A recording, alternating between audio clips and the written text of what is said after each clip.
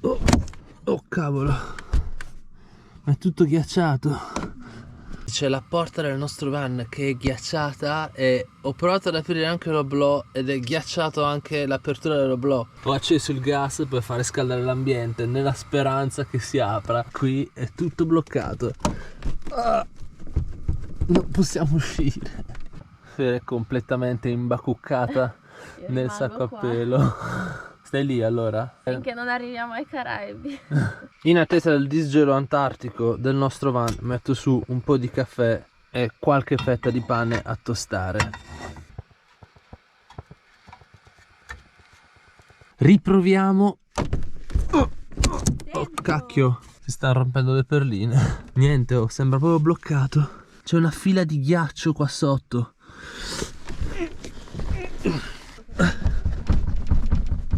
Niente.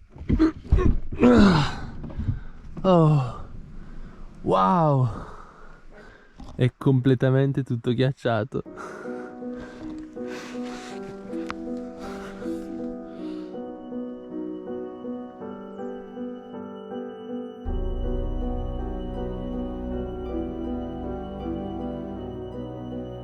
La fine del mondo, il campeggio più a sud raggiungibile con un mezzo, ci regala una mattina imbiancata da una leggera nevicata notturna che ha trasformato il paesaggio in qualcosa di unico.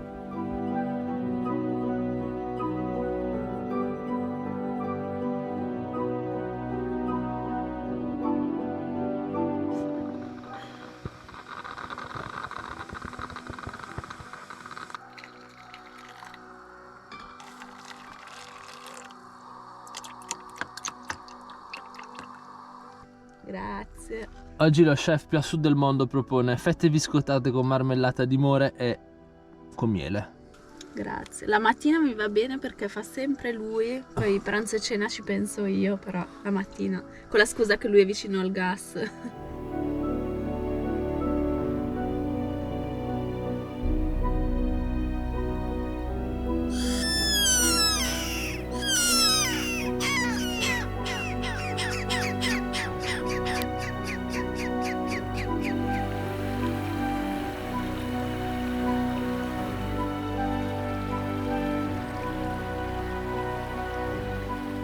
Siamo messi in questo posto che ha vicino un bagno, quindi molto comodo. Adesso andrò a vedere com'è. È proprio qui a pochi metri.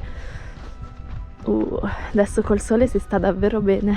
In pratica è dentro questa cosa verde. Questo è il bagno delle donne, vediamo. Ah, beh, grandino. Ci sono due bagni, i lavandini. Ovviamente dicono di non lavare i piatti o vestiti. Vediamo come sono messi i bagni. Ah, sono bagni ecologici, però sembrano belli puliti, c'è pure la carta igienica.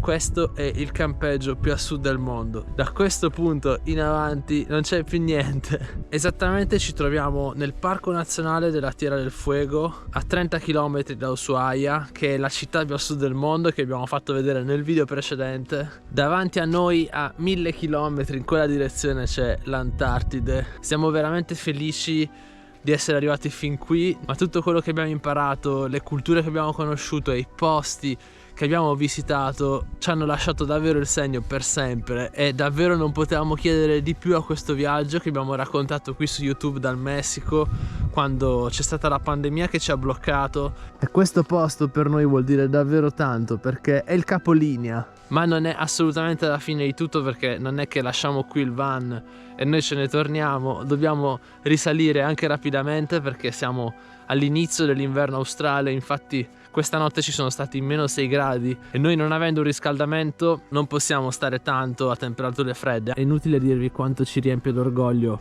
questo van, la nostra camperizzazione, e adesso con calma vi faremo sapere anche i nostri programmi futuri di questo viaggio, perché il progetto si conclude praticamente qui a queste coordinate. In questo momento sono le 9:30 di mattina, si sta scongelando il nostro van e direi che possiamo cominciare ad accenderlo per poi visitare questo parco insieme, perché poi domani si comincerà a risalire verso nord.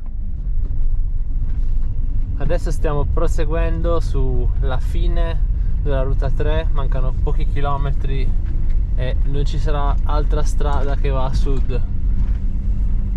Il paesaggio del parco nazionale è bellissimo. Prima tappa di oggi ci fermiamo in un posto dove ci sono i castori che fanno le dighe lungo il fiume, quindi andiamo a vedere se li troviamo e se vediamo le loro dighe. È un parco molto famoso, quindi è sempre pieno di gente, infatti c'è un pullman dietro di noi che sta facendo il giro, ci sono tante tappe e ne abbiamo visti molti passare.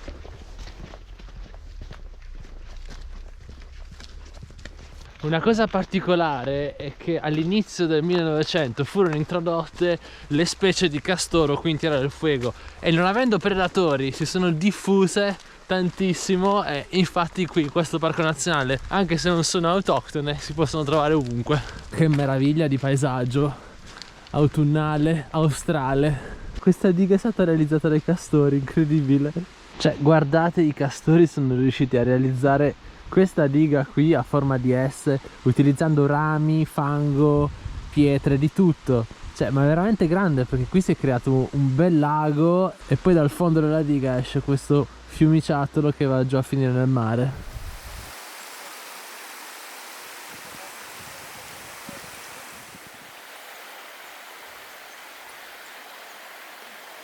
I castori sono timidi stamattina, quindi andiamo avanti nella visita del parco.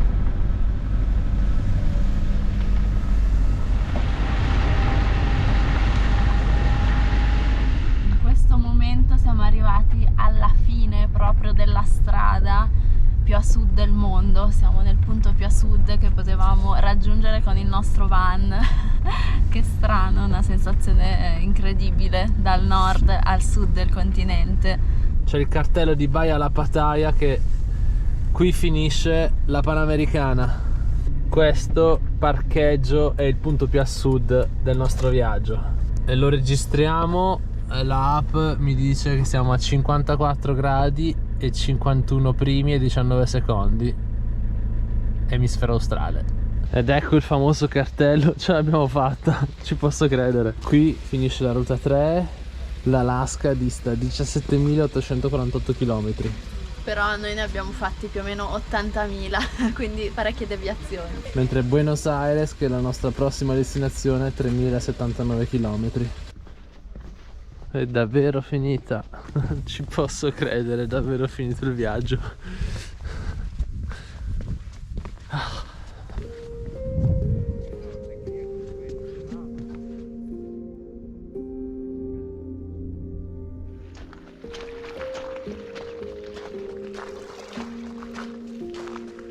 Ci siamo fermati per pranzare e ha iniziato anche a nevicare e questo è il lago.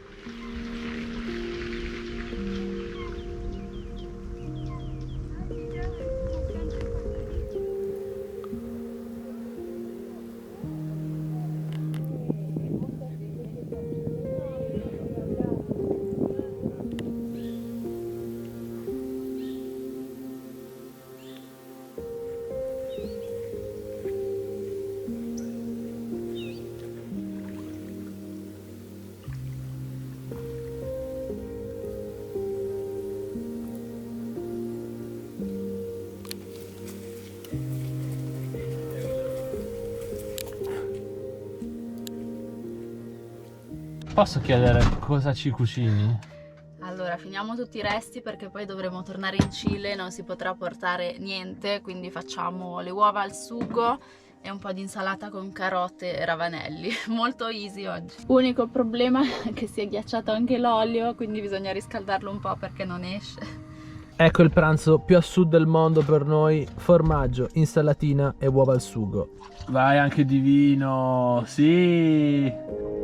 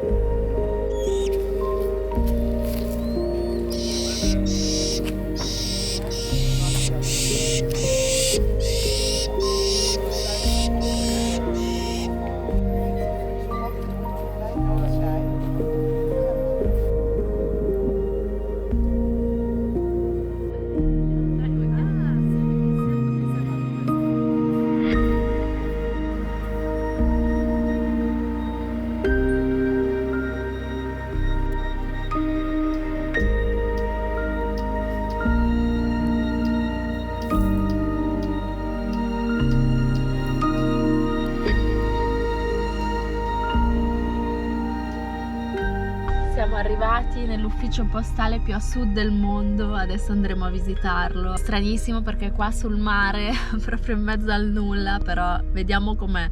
Quello lì è l'ufficio postale, mentre il mare che si vede è il canale di Beagle. Tra l'altro ieri siamo andati a fare un escape room, questi giochi dove tramite codici bisogna cercare di uscire da una stanza, e abbiamo anche imparato molte cose sulla Tierra del Fuego. Ad esempio abbiamo imparato che più o meno tra il 1800 e il 1900 sono arrivate un sacco di navi e arrivavano apposta al largo di Ushuaia per cercare di far affondare le navi per poi richiedere l'assicurazione, quindi erano belli furbetti questi europei che venivano apposta a esplorare queste terre. Ecco l'ufficio postale più a sud del mondo, c'è anche il cartello, unità postale fin del mondo.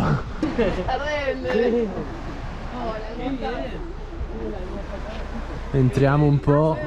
Sì, sì, sì. Oh, che bel calduccio. Oh, quanta gente c'è. Dobbiamo spedire le cartoline alle nostre famiglie.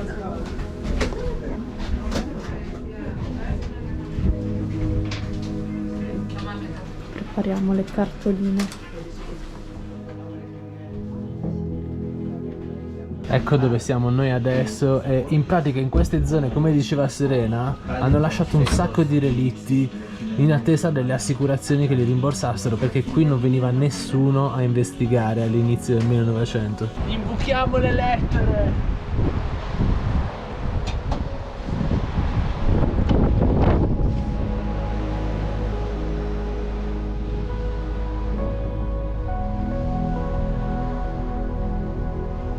E da qui, ragazzi, che ci avete seguito fin quando abbiamo cominciato questo viaggio, dal canale di Beagle, dal Parco Nazionale Tierra del Fuego qui in Argentina, inizia la nostra risalita e si conclude ufficialmente il nostro viaggio.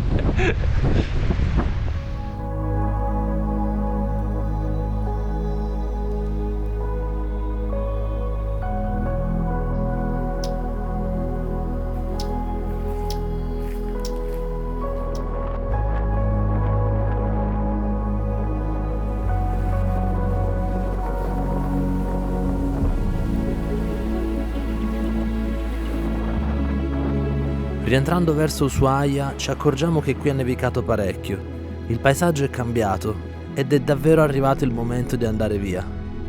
Ce l'abbiamo fatta, ma ora il rischio di rimanere bloccati accelera la nostra risalita verso nord.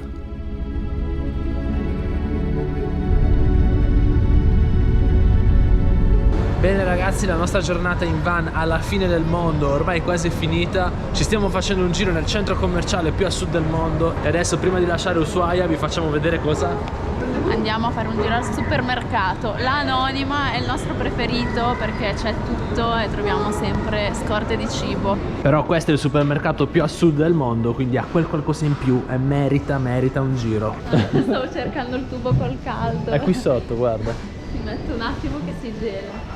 Comunque bellissimo qua al supermercato, ci sono le carte per impacchettare i regali, quindi se uno vuole comprare qualcosa c'è questa possibilità di impacchettarsi i regali da soli ed è gratuito ovviamente. Segnaliamo la birra Pampa che ha delle bellissime lattine. Questo invece è il tavernello argentino che si chiama Uvita. Campioni del mondo. Anche sul vino.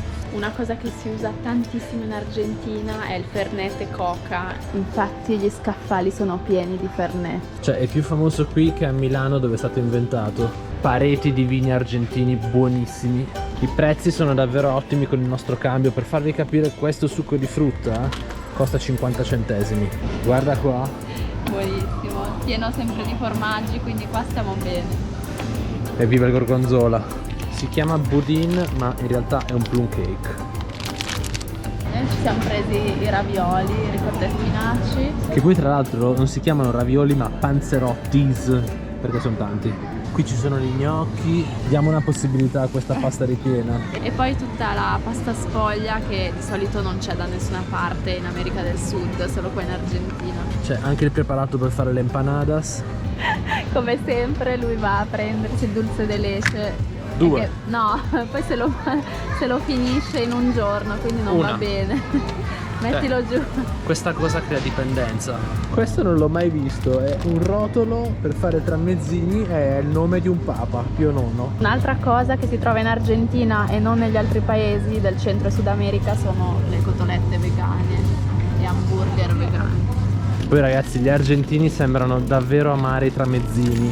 Sembra un cuscino, però è pane per fare i tramezzini. E poi ci sono sempre i preparati per la pizza. Pre-pizza, bello questo, bello. Prendiamone una. Compra tutto questi dolci qua, comprali. Questi dolci qui si chiamano fatture, cioè tipo gli scontrini, in realtà sono dolci da forno che potremmo chiamare cornetti più piccoli. In realtà si chiamano facturas, questo è il termine giusto. Ma un carrello noi mai, Nomi simpatici delle paste, i fusilli si chiamano tirabuson. E questi qui che non so neanche in italiano come si chiamano, i moños. E qui c'è la traduzione di mac and cheese statunitensi, fideos con queso, aiuto, pasta box, salsa fileto.